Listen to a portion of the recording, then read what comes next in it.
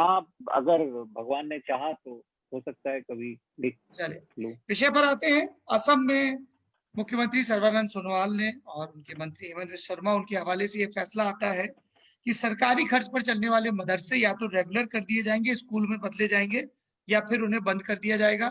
संस्कृत स्कूलों के साथ भी ये होगा। उनका स्पष्ट कहना है कि मैं उनको वर्बेटम कोट करता हूं, किसी भी धार्मिक शिक्षा वाले संस्थान को सरकारी फंड से संचालित नहीं किया जाएगा। हम प्राइवेट मदरसों के संचालन के बारे में कुछ नहीं कह सकते। उनका कहना है कि ये सरकार का काम नहीं है स्कूलों में धार्मिक शिक्षा देना। ये तो राजदीप जी बढ़िया फैसला है, इस पर क्या समस्या होनी चाहिए किसी को? देखिए, इसमें कोई प्रॉब्लम नहीं है। प्रॉब्लम हर चीज में होती है कि आपने ये फैसला जिस तरह से लिया है, उससे लगता है कि चुनाव के 6 महीने रह गए हैं। अब असम में चुनाव है अप्रैल अगले महीने में, तो चुनाव के मद्देनजर आप ये फैसला लें। आपकी सरकार 5 साल से चल रही है। अब चुनाव आते आते जैसे ये खबरें आती है कि एयूडीएफ जो बदरुद्दीन अजमल की पार्टी है वो जुड़ रही है कांग्रेस के साथ, एक ग्रैंड अलायंस बन रहा है, तब आप कहते हैं कि हम अब लव जिहाद की बात भी होती है, मदरसा की बात होती है। तो कहीं ना कहीं लगता है कि आप ये सब कर रहे हैं क्योंकि आप केवल वोट बैंक की राजनीति करना चाहते हैं। ये प्रॉब्लम है। आपको लगता है डोंट फंड स्टेट फंडेड मदरसा मत करिए, आई हैव नो प्रॉब्लम। जैसे हज की बात है, मैंने तो कई सालों से कहा है कि हज का पैसा should go to poor Muslim, जो गरीब मुसलमान है उसके लिए होना चाहिए, लेकिन benefits have gone to different people over the years. वो भी एक तरह से it became a business opportunity for some. ये कोई मदरसा education is not about appeasement politics, Muslim appeasement. आप सबको एक सेक्युलर एजुकेशन दीजिए, नो प्रॉब्लम, प्लीज सबको। आप अपने गवर्नमेंट स्कूल्स पे वो वही पैसा डालिए, improve quality of government schools. मेरा कहना है ये चुनाव के पहले आपको ये बात कैसे आ गई? राजदीप जी, अगर कोई फैसला सही है तो वो किसी भी वक्त लिया जा सकता है। चुनाव के पहले, चुनाव, एक बात बताइए, चुनाव के 6 महीने पहले भी तो सरकार चली रही ना, तो 6 महीने पहले फैसले करने बंद कर दें। जी कौशिक जी, कुछ मैं इस पे बताता हूँ। पहले तो ये गलत है कि ये फैसला अभी लिया गया है। ये इस फैसले के एग्जीक्यूशन नवंबर 1 तारीख से होने जा रहा है। ये फैसला बजट में ही लिया गया था। और मैं 2 तरह से बात करूंगा। एक तो इस फैसले को हमें 3 तरह से देखना पड़ेगा। पहला, इसके तात्विक जो थियोरेटिकल बातें हैं, जो आपने भी कहा कि अगर सिर्फ फैसले को फैसले की तरह देखा जाए तो कोई गलत बात नहीं है। हालांकि ऐसे हर स्टेट को करना चाहिए, कोई भी धार्मिक अनुष्ठान को स्टेट क्यों स्पॉन्सर करे, बिल्कुल ये थियोरेटिकली बहुत ही करेक्ट है। दूसरी बात आते हैं किसने ये फैसला लिया। असम के सीएम सर्बानंद सोनोवाल जी के नाम आते हैं, लेकिन इस फैसले के पीछे जो व्यक्ति है, जो इस फैसले के बारे में काफी दिनों से बोल रहे हैं, वो है हिमंत बिश्व शर्मा। तो दूसरी बात आएंगे किसने ये फैसला लिया। और तीसरी बात जो राजीव जी ने कहा है कि किस समय ये फैसला लिया गया। अब मैं कुछ साल पहले की तरफ ले जाता हूँ। जब ये सरकार आए, सोनोवाल जी की सरकार आए, इसके बाद ही कुछ 1 साल के अंदर अंदर ही हिमंत बिश्व शर्मा ने एक और घोषणा किया था कि जितने भी ये मदरसा है वो क्यों फ्राइडे को बंद रहेंगे। जो सरकारी मदरसा है वो फ्राइडे को बंद नहीं रहेंगे, वो सिर्फ संडे को बंद होंगे। जैसे बाकी अनुष्ठान भारत में संडे को बंद होते हैं, ये क्यों हम ये सऊदी अरब को नकल करेंगे। अब टेक्निकली, अगेन थियोरेटिकली ये बात बहुत सही है, क्यों अलग अलग होना चाहिए, लेकिन ये भी एक मैसेज था। ये मैसेज उन लोगों के लिए था क्योंकि शुरू से हिमंत बिश्व शर्मा एक बात कह के आ रहे हैं कि असम का जो प्रधान शत्रु है वो बदरुद्दीन अजमल है।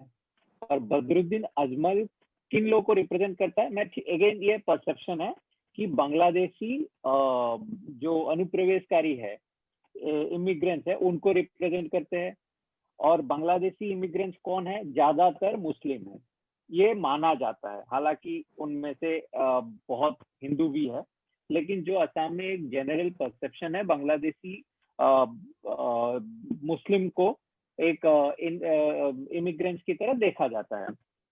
अब जब ये कहा जाता है तो लगता है कि बदरुद्दीन को टारगेट किया जा रहा है।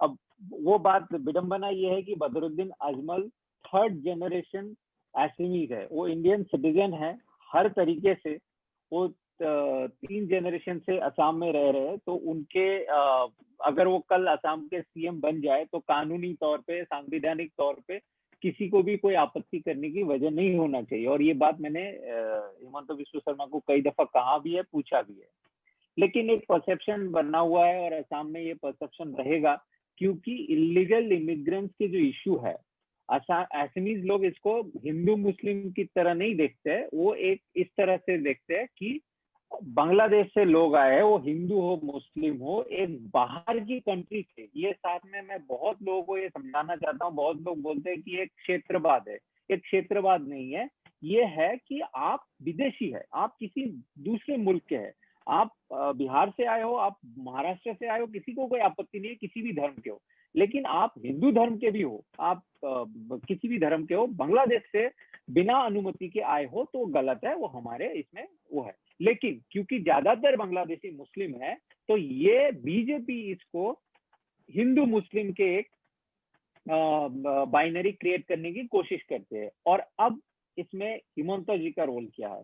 हिमंत बिस्वा शर्मा के पॉलिटिकल करियर आप देखेंगे तो एक काम के लिए वो माने जाते हैं, जो कहता है करता है, और इसी बात पे उनके पॉपुलैरिटी है। वो किसी भी पार्टी में जाए, वो अपने आप में एक ब्रांड है, वो अगर कह दिया कि मैं ऐसा करूंगा तो करेगा, तो लोगों को उनके काफी सिद्धांत अच्छे लगे बुरे लगे, लेकिन लोगों को ये भरोसा है कि आदमी करके दिखाएगा। तो हिमंत बिस्वा शर्मा ने वो करके दिखाया जो शायद ही बहुत ही हिंदू नेता जो हिंदुत्व के ऊपर नेतागिरी करते हैं, वो लोग कहते रहते हैं, लेकिन जब फैसला लेने के वक्त आते हैं वो छूट जाते हैं। लेकिन हिमंत बिस्वा शर्मा ने ये करके पूरे भारत के हिंदुत्ववादी नेता, साथ में आरएसएस, सबको एक मैसेज भेजा है। ये गौर करने वाली बात है कि मैं वो करके दिखा सकता हूँ जो आप लोग शायद चाहते हो या कहते हो या प्रिंसिपल में है।